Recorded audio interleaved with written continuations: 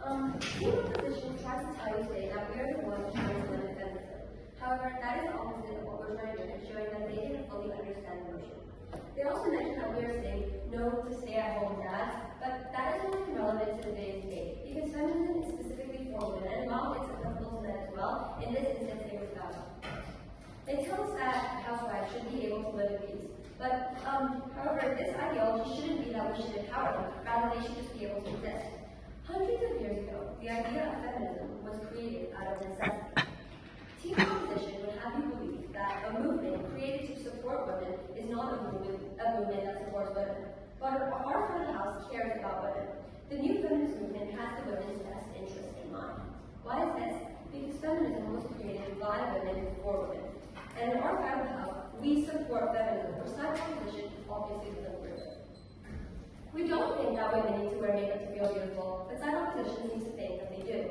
We don't think that women need to wear high heels to look good. Side opposition is simply against feminism accepted. Feminism is only fit for women, and I quote, where does this leave men who actually want to take on these roles? That has nothing to do with the motion today, though, however, feminism is specifically talking about empowering women, not men. Today, I will be talking about the benefits of feminism on our side. And my second speaker will be expanding and explaining the consequences of denying women feminism. Finally, my third speaker will be providing a clear and concise rebuttal in which explains how our side of the house is in the right and team opposition has misunderstood the motion. On team opposition, our verdict is to prove that women are better off in a feminist world. We will do this by proving that in the vast majority of cases, women are benefited by feminist ideologies, that traditionalism creates many problems for women, and that our side of the house solves the problem better than traditionalism, because traditionalism is a problem, and that is essentially what team proposition is promoting. Now, team proposition's burden is to prove that proposition is not promoting traditionalism. Proposition wants to abolish traditionalism by leaving no gender roles. Proposition is trying to empower the fact that women should be housewives, homemakers, and do all these things that we've worked so hard to try and abolish in the past. Team proposition's burden is to prove that in the vast majority of cases, traditionalism benefits women more than feminism. Now, to begin, what are the main benefits of feminism? Feminism has given women the ability to seek employment, be allowed to vote, and understand that they are beautiful, no matter what shoes they have on. Feminism has also promoted the idea that girls deserve a right to education. And by redefining traditional feminist ideas as empowering, we are backing up the idea that women's roles were to simply cook, clean, and have children.